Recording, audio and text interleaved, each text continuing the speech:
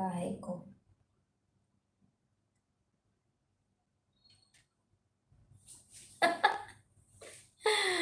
Ayan, Ma'am Helen.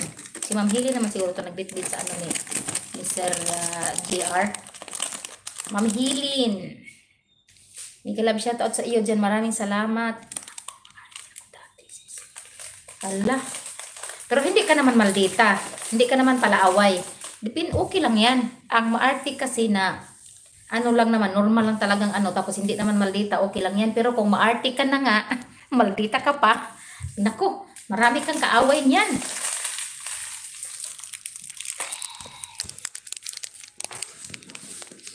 Lalo noong nandyan ako sa Kuwait. Oh, ganun. Okay lang yan, basta hindi ka maldita. Hindi ka pala, ay, ibig sabihin, hindi ka pala away ba? Kasi pag ano ka, yun bang, maarte ka na nga, tapos pala away ka pa, ako, marami kang kalaban yan. Mabait ako, pero maarte talaga ako dati. Okay lang yan. Kasi ano din yan eh, mas maganda nga yung ganyan kasi nga kaysa burara, di ba? Mas okay lang yun, basta hindi ka maldita. Kasi pag maldita kasi iba yung usapan na yun. Yung bang pala away. Tapos hinawayon. Ano ba yung hinawayon sa Tagalog? Yung bang pag nakakita ng mga ano tapos talagang magano.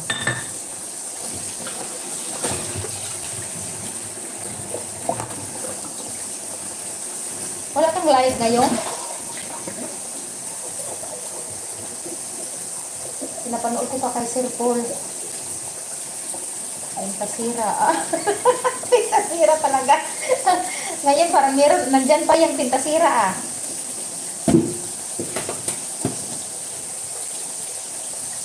Pinagsabihan pa naman tayo na mga marites tayo. Alam mo na yon, di ba? Mga marites daw tayo. Sabi ba naman sis Dali, nasana yung mga marites? Galit si sis Dali.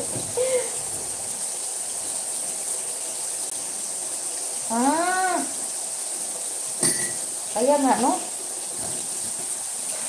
Okay lang, maldita, wala ka namang kaaway. Yung minamalditahan mo lang, yung ano lang, no? Alam mo na yon. Wala ka namang kaaway. Wala ka namang bashers dito sa ano, sa YT or marami na. Kasi ganun lang talaga yun. Pag sikat ka na daw, marami kang bashers. Diba? Pag sikat ka daw, marami kang bashers. Marami ka na ba? Sikat ka na. Pag wala ka daw bashers, hindi ka pa sikat. Yun daw ang palatandaan sa mga sikat.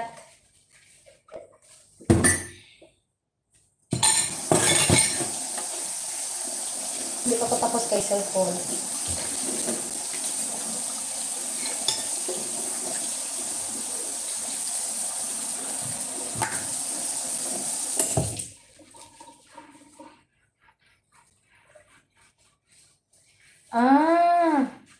Iyakin ka rin pala.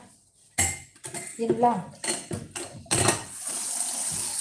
Ngayon talagang ano na siya, yung bang lumalaban na siya. Yan ang sinasabi na kung sa Bisaya pa, musukol ng dinaog-daog.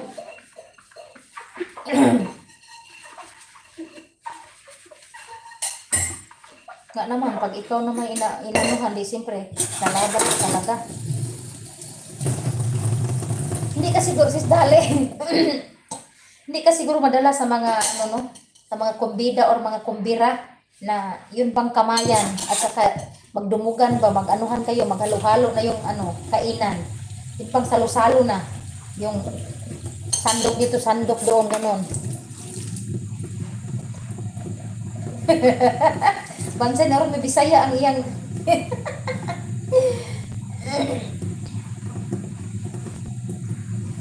sa nakikita ko sa iyo ngayon na kumakain ka ng strawberry ba? Tapos pag mayroong mga kumbida, mga birthday, tapos salo-salo na lahat, yung bang kamayan, hindi ka siguro madala doon, hindi ka siguro kumakain.